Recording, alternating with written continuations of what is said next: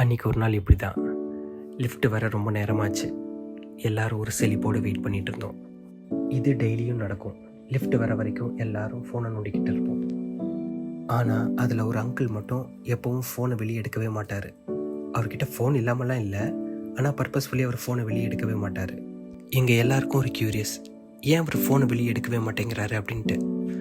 ஒரு வழியாக ஒரு லேடி அவங்கக்கிட்ட போய் கேட்டாங்க, சார் நீங்கள் மட்டும் ஏன் ஃபோனை ஓப்பன் பண்ணவே மாட்டேன்றீங்க அப்படின்னு கேட்டாங்க.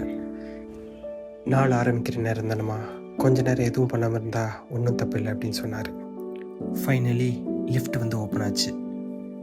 எல்லோரும் ஏற போனாங்க. எல்லோரும் ஏறுறதுக்கு முன்னாடி அந்த அங்கிள் லிஃப்ட்டுக்கு பக்கத்தில் இருக்கிற வாலில் ஏதோ ஒரு பேப்பரை அட்ஜஸ்ட் பண்ணார். அந்த பேப்பரில் ஒரு சிம்பிள் லைன் எழுதியிருந்தது, எல்லோரும் ஒரு டீப் ப்ரீத் எடுங்க, இன்றைய நாள் நல்லா போகும் அப்படின்னு சொல்லிட்டு எழுதியிருந்தார். அதை பார்த்து அந்த கூட்டத்தில் இருந்தவங்க எல்லாரும் சிரித்தாங்க. அதில் ஒருத்தன் கேட்டான், சார் இதை நீங்கள் தானே ஸ்டிக் பண்ணது அப்படின்னு கேட்டான். அந்த அங்கிள் சொன்னார், நான் தான் எழுதினேன் அப்படின்னாரு. லிஃப்ட்டுக்கு வெயிட் பண்ணி எல்லாரும் ஸ்ட்ரெஸ் ஆகிருப்பாங்க, அட்லீஸ்ட் இதை படித்தாது அவங்க ரிலாக்ஸ் ஆவாங்க அப்படின்னு தான் எழுதினேன் அப்படின்னு சொன்னார்.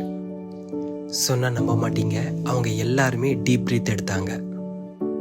எல்லோரும் லிஃப்ட்லேருந்து இறங்கும்போது அதே பையன் சொன்னான், சார் நாளைக்கும் இந்த மாதிரி ஒரு லைன் எழுதி போடுங்க, வி நீட் திஸ் டெய்லி அப்படின்னு சொன்னான் அவன். அந்த அங்கிள் ஜஸ்ட் ஸ்மைல் மட்டும் பண்ணிவிட்டு தலையாட்டிட்டு போயிட்டார். இது ஒரு ஸ்மால் ஹேபிட் தான், ஆனால் அதை படிக்கிற ஒருத்தரோட ஒரு நாளையே ஃபுல்லாக மாற்றிடுது இல்லை?